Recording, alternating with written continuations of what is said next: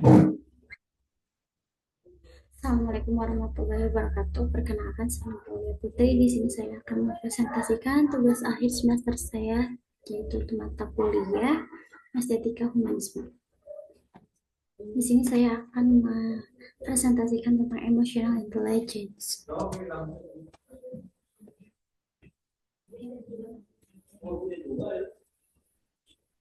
Pengertian emotional intelligence adalah kemampuan seseorang dalam mengenali, memahami, mengelola, dan mengekspresikan emosi secara positif dan produktif, baik terhadap diri sendiri maupun orang lain. Menurut Daniel Goleman mengatakan bahwa koordinasi suasana hati adalah inti dari hubungan sosial yang lebih baik. Apabila seseorang pandai menyesuaikan diri dengan suasana hati individu yang lain atau dapat berempati, orang tersebut akan memiliki tingkat emosionalitas yang baik dan akan lebih mudah menyesuaikan diri dalam pergaulan sosial serta lingkungannya.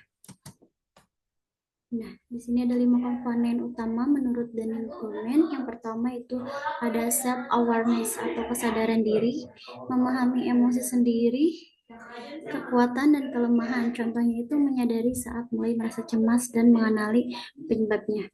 Untuk yang kedua ini ada pengendalian diri atau self-regulation, mengelola impulse dan emosi agar tetap terkendali, contohnya tetap tenang saat mendapat kritikan.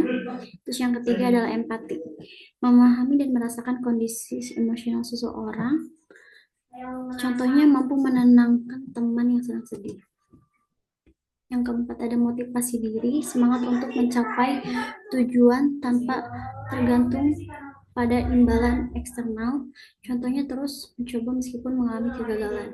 Dan yang terakhir ada keterampilan sosial, kemampuan berkomunikasi, bekerja sama, dan membangun hubungan positif, contohnya menjadi penengah dalam konflik tim. Next, ada beberapa manfaat emotional intelligence. Yang pertama itu menurunkan stres dan konflik dalam hubungan interpersonal, meningkatkan kerjasama dan kepemimpinan, membantu pengambilan keputusan yang lebih baik, dan membangun hubungan sosial yang sehat dan produktif. Next, penerapan dalam kehidupan sehari-hari. Yang pertama ini ada di tempat kerja, yaitu menyelesaikan konflik dengan tenang dan bijak. Kalau misalnya kita dalam keluarga, yaitu memahami kebutuhan emosional pasangan atau anak. Dan untuk di masyarakat, yaitu menunjukkan empati terhadap orang lain di sekitar. Untuk cara meningkatkan kecerdasan emosional, itu yang pertama membaca situasi dan memperhatikan situasi sekitar, kita akan mengetahui apa yang harus dilakukan. Yang kedua adalah mendengar dan menyimak lawan bicara. Dengarkan dan simak pembicaraan dan maksud lawan bicara agar tidak terjadi kesalahpahaman serta dapat menjaga hubungan baik. Dan yang ketiga, siap berkomunikasi. Jika terjadi suatu masalah, bicarakanlah agar tidak terjadi kesalahpahaman. Dan yang keempat yaitu tak usah takut ditolak. Setiap usaha terdapat dua kemungkinan, diterima atau ditolak. Jadi siapkan diri dan jangan takut untuk ditolak. Mencoba berempati, EQ tinggi biasanya didapati pada orang-orang yang mampu berempati atau bisa mengerti situasi yang dihadapi orang lain. Dan berikutnya, pandai memilih prioritas.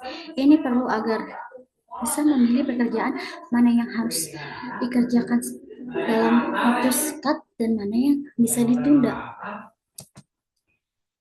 Siap mental. Situasi apapun yang akan dihadapi, kita harus menyiapkan mental sebelumnya.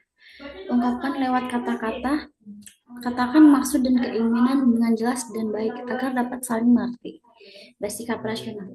Kecerdasan emosi berhubungan dengan perasaan, namun tetap berpikir rasional. Fokus, konsentrasikan diri pada suatu masalah yang perlu mendapat perhatian. Jangan memaksa diri melakukannya dalam 4-5 masalah secara bersamaan.